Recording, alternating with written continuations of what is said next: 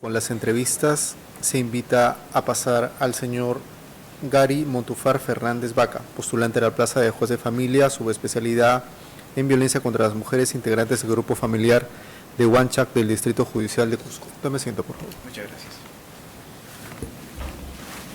Doctor Montúfar, buenos días. Buenos días, señores integrantes de esta comisión de la Junta Nacional de Justicia. Me encuentro expedito para responder las preguntas que vieran convenientes. A ver, doctor, empecemos por lo que tenemos como más evidente. Usted registra 7 postulaciones en convocatorias anteriores. Las 7 a la Fiscalía, es cierto. Bien, gracias por la pregunta. Se desaprueba el examen de evaluación de conocimientos, ¿no es cierto? En esta oportunidad usted ha aprobado el examen con 68 puntos. 68 puntos es el mínimo necesario para aprobar el examen.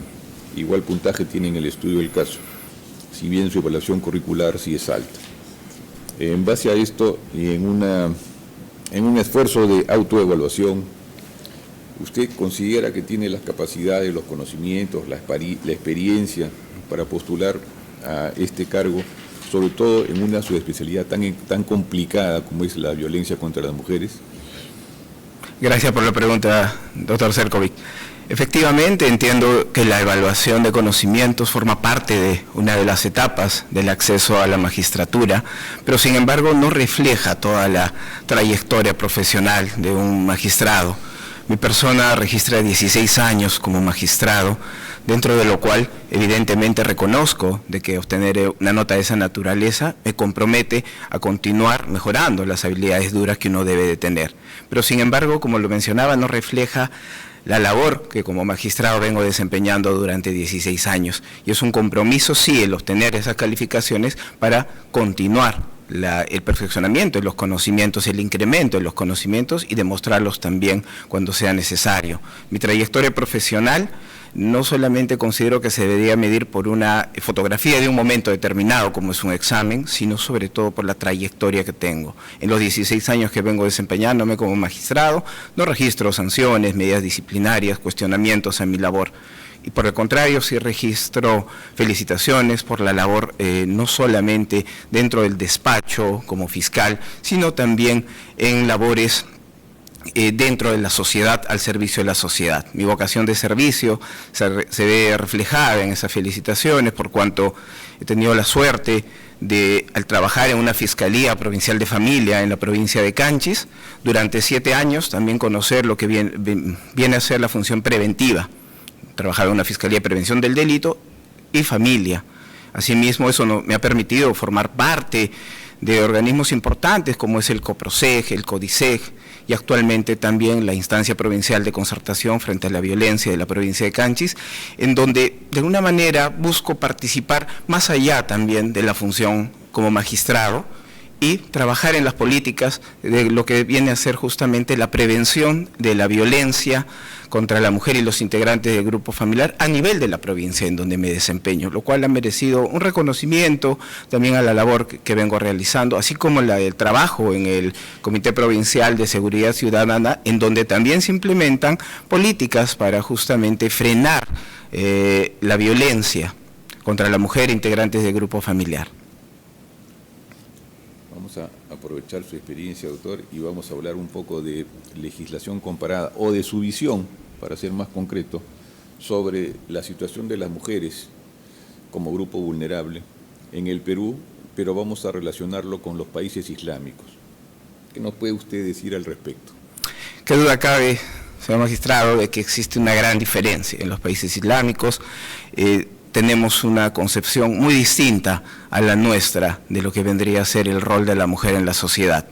Hay muchas restricciones, pero sin embargo eso ha merecido, sí, una crítica a nivel mundial, pero también debemos entender de que se trata de organizaciones que ya tienen ancestrales, de prácticas ancestrales, que sí, desde nuestra óptica, resultan condenables, resultan muchas veces impensables, resultan muchas veces inconcebibles, pero debemos entender de que es un contexto histórico, cultural, de determinados países, en donde el absolutismo implica y relega a la mujer a ciertos roles, lo que no vemos en nuestra realidad, pero también se debe respetar esa organización, pero sin embargo, si el derecho en su constante evolución puede cambiar esa situación, sería lo óptimo para equilibrar justamente los derechos, como bien lo ha hecho nuestro país con el otorgamiento de esta última ley reciente, ¿no?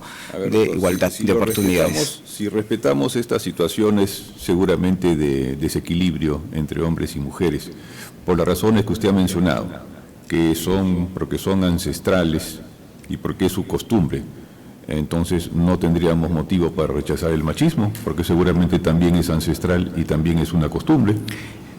Qué duda cabe que podría ser un argumento válido, que sin embargo cuando menciono que hay un respeto, no me quiero referir necesariamente a que debe ser inmutable en el tiempo, ¿no? Cuando vemos que hay situaciones, determinadas costumbres, culturas que vulneran derechos, obviamente sí merecen un cambio y la condena correspondiente, la llamada atención, pero entendemos de que una intromisión directa de nuestra parte a esas estructuras sí resultaría un tanto complicado.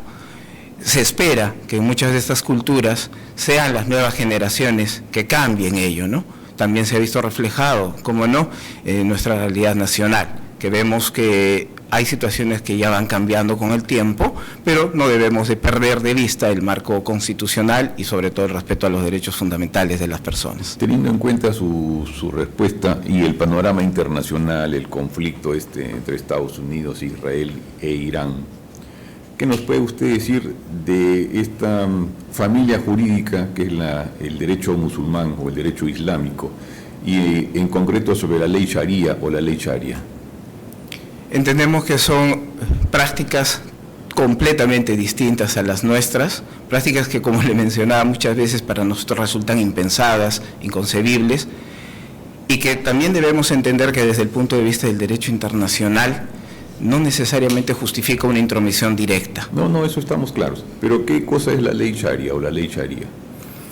Entiendo que se trata de prácticas, como le decía, absolutistas, en el cual, digamos, concretamente yéndonos al derecho de las mujeres, por ejemplo, están relegadas en su participación. Existe mucha relegación, a diferencia de nuestro país, por ejemplo. Pero ¿en qué se basa esta apreciación casi religiosa de la sociedad? ¿En qué se origina? Bueno, viene desde tiempos inmemorables, por ejemplo, que la designación del poder es divina, ¿no? Las personas que están representando todavía se entiende de que son designadas por un ente divino y no necesariamente responden a la voluntad de las personas. Pero no es tan inmemorial, ¿no? Porque el derecho islámico nace en buena cuenta con Mahoma. Eso estamos hablando del año aproximadamente 600 después de Cristo, ¿no? Entonces, y la base de la ley sharia es el Corán, ¿no es cierto? Un texto religioso que regula prácticamente toda la vida en una sociedad islámica ortodoxa, ¿no? O sea, la más absolutista, como usted mencionó. Y después de eso vienen los dichos de Mahoma. Posteriormente viene la interpretación que le dan los mulás o los expertos en estos temas religiosos, y por último la jurisprudencia islámica. Eso es más o menos el sistema jurídico de la ley sharia.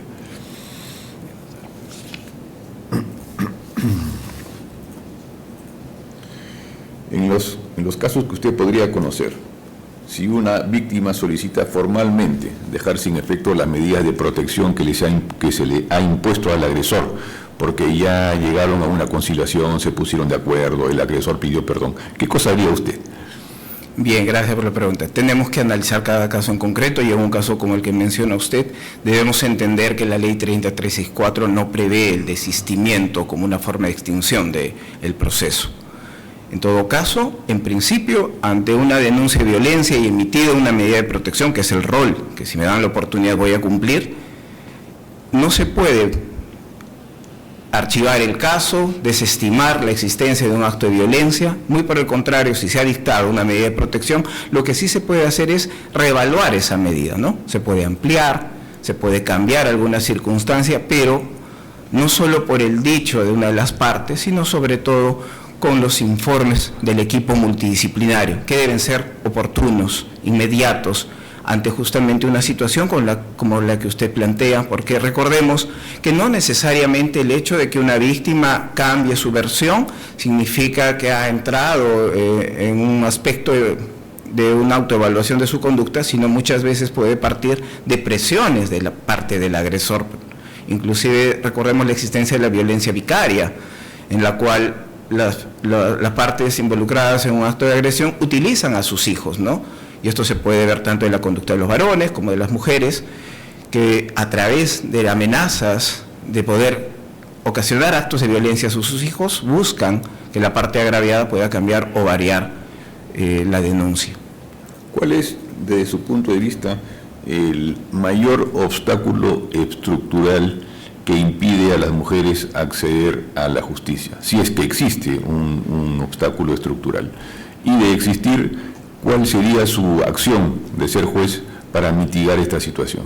Bien, muchas gracias por la pregunta. Entendemos de que uno de esos obstáculos, y lo he visto en la realidad de lo que viene a ser el Ande, porque trabajo en una provincia donde se denominan provincias altoandinas, todavía persiste un tanto esa figura del machismo representada en que las decisiones las toma la cabeza de familia, que viene a ser el varón, y que las mujeres todavía cumplen un rol un tanto subordinado a esta persona, y cuando se produce un acto de violencia, muchas veces existe justamente ese temor a denunciar.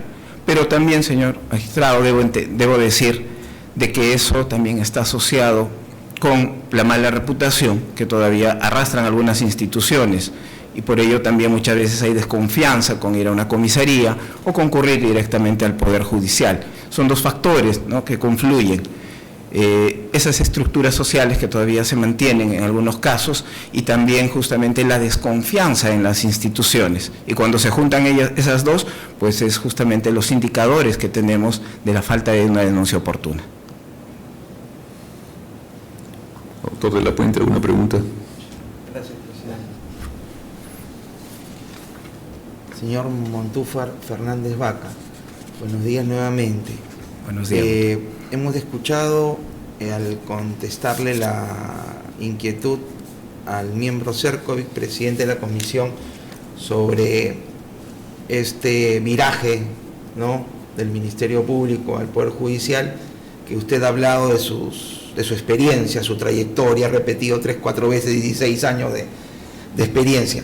¿Cuándo usted decide, primero, ser juez y, en segundo lugar, juez de familia?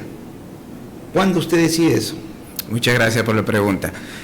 En efecto, olvidé mencionar un aspecto importante, que es que mis inicios como dentro de lo que viene a ser el aparato estatal y sobre todo en la Administración de Justicia datan de mi ingreso al Poder Judicial a través del programa CESIGRA, en donde ahí nació este romance hermoso con la magistratura. Fue el primer contacto que tuve con la labor en magistratura, trabajando en juzgados, inclusive también tuve la oportunidad de trabajar en la presidencia de la Corte Superior de Justicia del Cusco. Trabajé 3 años y luego ingreso al Ministerio Público. Y considero que la magistratura, doctora de la Puente, es única. Obviamente hay una diferencia en los roles del juez y del fiscal, pero un objetivo común. Esta visión de poder servir ahora en el Poder Judicial data aproximadamente de hace unos 5 años atrás, que tuve la oportunidad de trabajar en los juzgados, en la Fiscalía Especializada de Violencia contra la Mujer integrantes del Grupo Familiar en la ciudad del Cusco. Y ahí es que, ingresando a lo que viene a ser este nuevo subsistema, tuve la oportunidad de interactuar con los jueces de los juzgados especializados al cual postulo en esta oportunidad. Entendiendo y viendo la naturaleza de su función, vi que tenía las capacidades de poder servir en estos juzgados. Lamentablemente no se pudo dar una convocatoria, y esta es la primera convocatoria para poder cubrir esas plazas expectantes que están en la ciudad del Cusco. Y también el cambio obedece a un aspecto importante también, que viene a ser el hecho de que yo tengo a mis padres en la ciudad del Cusco, personas ya mayores, y que como hijo también me corresponde actualmente pues el rol de cuidar de ellos también en esta oportunidad, y se ha dado la oportunidad de poder aspirar a esta magistratura en la ciudad del Cusco, no solo por la experiencia que pueda brindar, sino también por la oportunidad de poder también tener un arraigo familiar junto a mis padres. Permítame preguntarle entonces, si este romance prohibido, siendo usted fiscal, se produjo hace 5 años, me ha dicho, ¿no? ¿Por qué no estudió su maestría en Derecho de Familia o en Violencia? ¿Por qué la estudió en Derecho Penal y Procesal Penal? Gracias por la pregunta. Efectivamente, tuve la oportunidad de desarrollar y tengo el grado de magíster en esta especialidad, por cuanto en la labor del derecho de familia no solamente se ven los aspectos relacionados a las instituciones propias de esta especialidad, sino también se conocen los aspectos relacionados a la infracción a la ley penal. En todo caso... Pero doctor García, perdón, Montúfar Fernández Baca, pero usted no va a un juzgado unipersonal de investigación preparatoria con la subespecialidad, usted va a un juzgado de familia. Por eso mi pregunta, pero ya me la contestó. Sin perjuicio de ello, ¿tiene cursos de especialización en violencia? Sí, como usted puede apreciar en el currículum, durante los últimos 5 años he venido desarrollando cursos de especialidad y sobre todo en la Academia de la Magistratura, y también recuerdo gratamente una oportunidad de haber participado en el 2018 en un curso en la República Oriental del Uruguay. Esto valió a través de un concurso que pude ganar para poder obtener una de las plazas. Y justamente en ese año, el 2018, se dio este curso con AECID, en donde se tuvo la oportunidad de confluir con diferentes magistrados y personal de la Administración de Justicia de países de la región y analizar la realidad y la problemática de las leyes de cada país. Y en ese entonces, el 2018, nuestro país estaba dando los primeros pasos con la Ley 30364 y posterior a ello, la gran mayoría de mis capacitaciones, porque también tengo que capacitarme en temas relacionados a las otras materias, están orientadas a lo que viene a ser la lucha contra la violencia hacia la mujer y los integrantes del grupo familiar. Le hacía esa pregunta porque esos datos no están en su hoja de vida, ¿no? Pero me parece interesante que los haya mencionado. Entonces, a partir de su respuesta, ¿nos puede comentar cómo es que el Estado peruano y a partir de qué instrumentos internacionales nos incorporamos a esta política, ¿no? A esta política de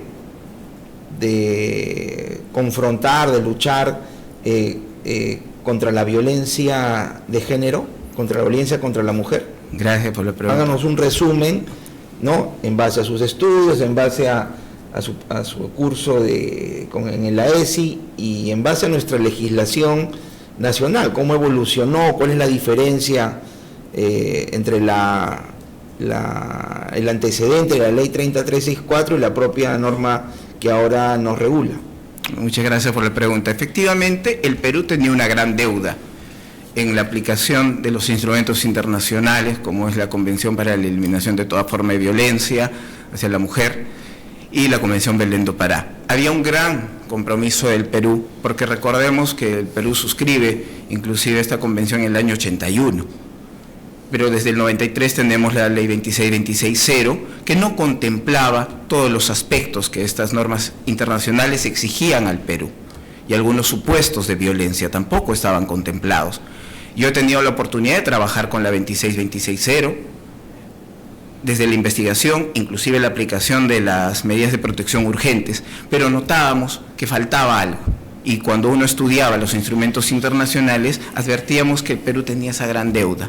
Por ello, el año 2015 se da el cambio con la Ley 30364, y que se da también este cambio, recordemos, por lamentables hechos, ¿no?, que se veían en el ámbito nacional, como el caso de Eivy Ágreda, el caso de la otra señorita en la ciudad de Ayacucho, que significaron hechos que denotaban que se necesitaba un cambio en nuestra legislación. No estoy seguro si esos hechos hayan ocasionado el cambio en la legislación, pero sí fueron evidentes que se necesitaba una mayor protección y una mayor articulación, y la necesidad de la creación de un sistema como el que tenemos, ¿no?, un sistema nacional que replica y exige a las autoridades reunirse a través de las instancias, desde los distritos, desde las provincias, desde las regiones, para poder articular internamente las políticas y las acciones para poder lo que busca esta ley, ¿no? Erradicar la violencia. Sabemos que muchas veces resulta utópico, erradicar. Esa palabra siempre fue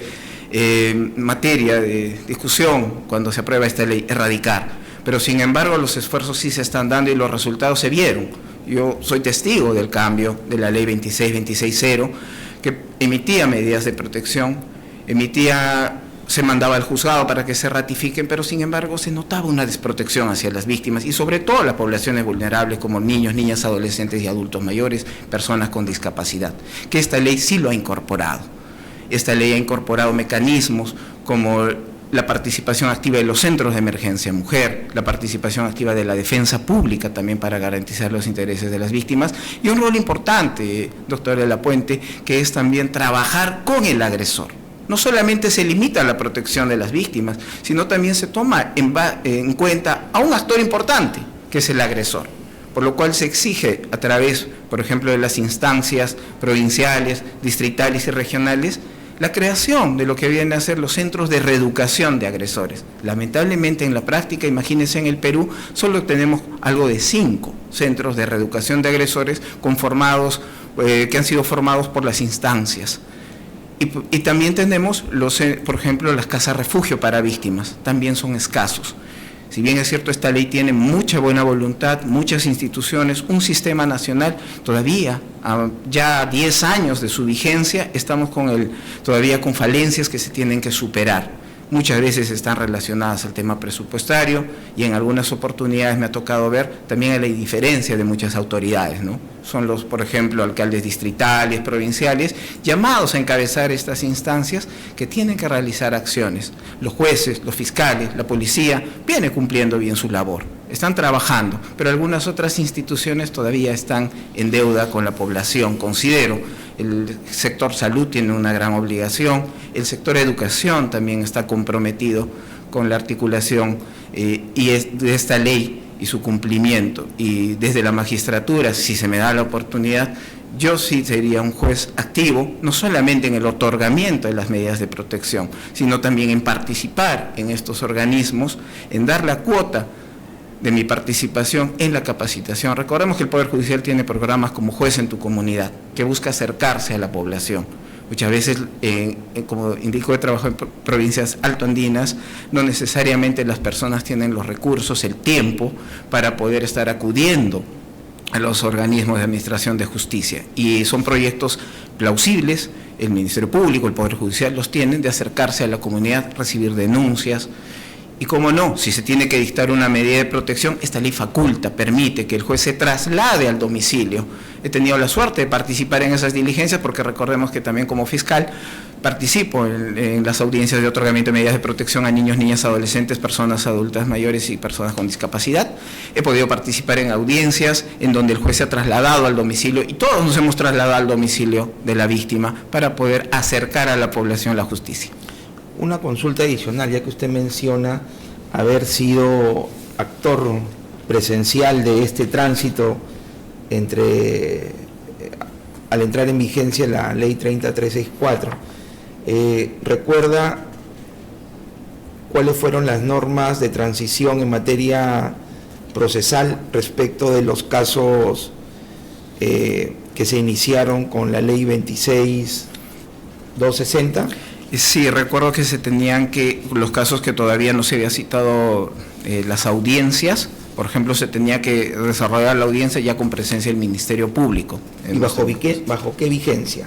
De la 30364. ¿Y qué ocurría? Permítame preguntarle ya para cerrar esta parte de la entrevista, ¿qué ocurría con las medidas de protección dictadas bajo el marco de la ley 26.260?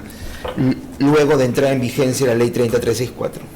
Sí, hubo inconvenientes en cuanto a su aplicación, pero sin embargo los juzgados establecían de que, por ejemplo, los equipos multidisciplinarios no solo hagan el seguimiento a las medidas que se dictaban con la 30364, sino también a las dictadas anteriormente, e inclusive la participación de la policía se dispuso de que también hagan la supervisión, la ejecución, mejor dicho, de algunas medidas de protección, porque imagínense, se había dispuesto el retiro de una persona justo antes de la vigencia de la 30364 y con la modificación no se podía desamparar a la víctima, indicando de que, bueno, la policía solamente va a ejecutar las medidas de protección con la 30364, y por ello los jueces dispusieron que también la policía pudiera conocer y ejecutar esas medidas de protección. Gracias. Gracias, presidente. Gracias, doctor de la Puente. Doctor Galindo. Doctor, buen día. Gracias, presidente. Doctor, ¿qué entiende por violencia de género? Bien, gracias. Gracias por la pregunta, doctor Galindo.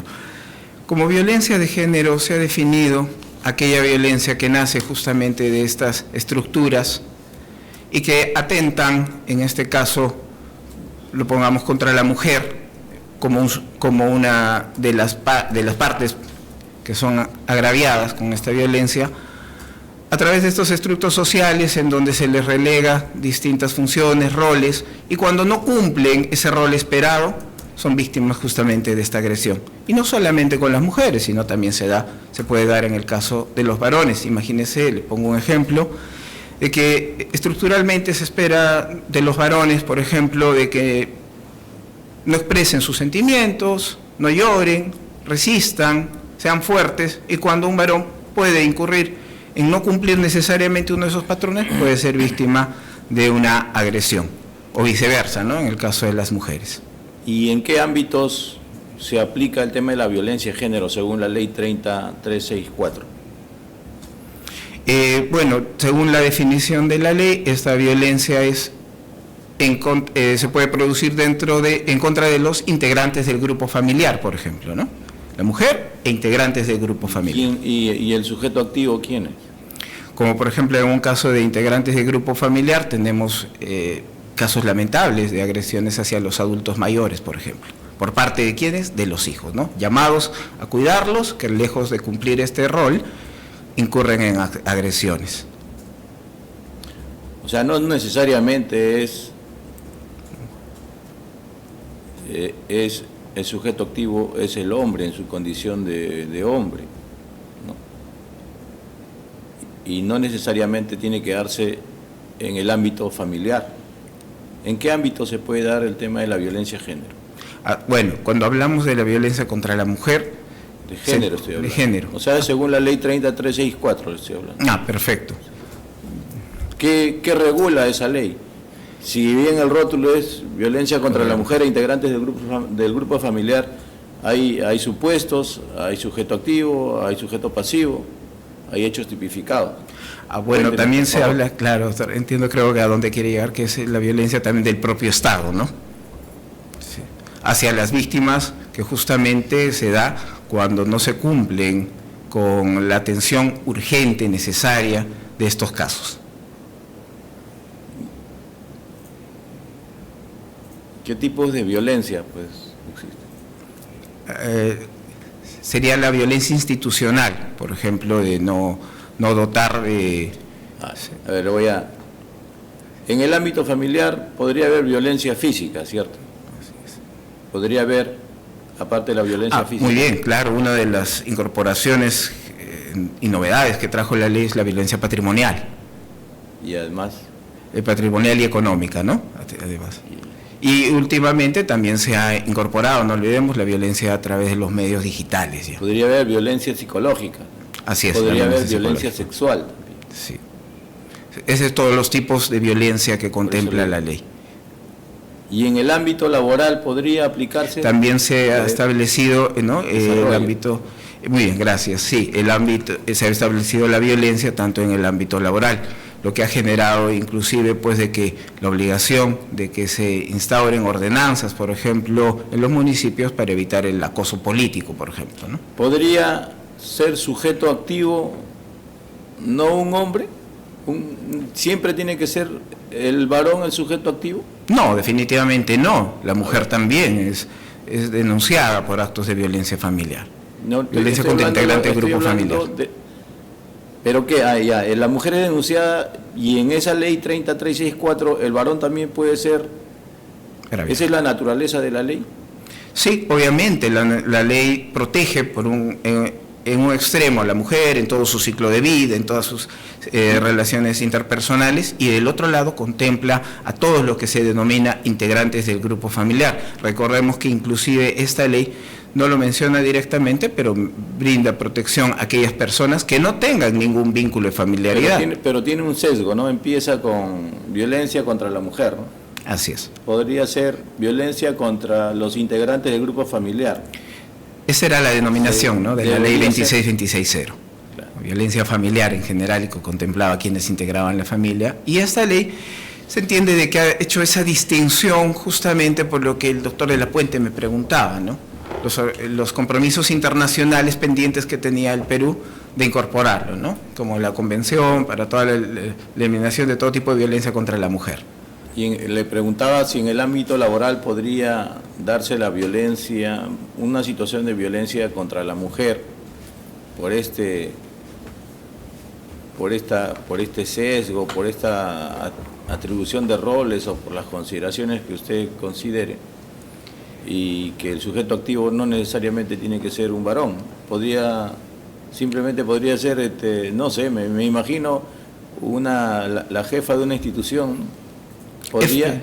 Efectivamente, doctor, sí, y he visto algunas denuncias de esa naturaleza en donde se denuncia a otra mujer porque está estereotipando de alguna manera a otra mujer dentro del ámbito laboral, justamente porque se le otorga cierto tipo de estereotipo para el cumplimiento de determinadas acciones y no se espera y no se ha cumplido con ese estereotipo y se ha producido un acto de violencia, ¿no?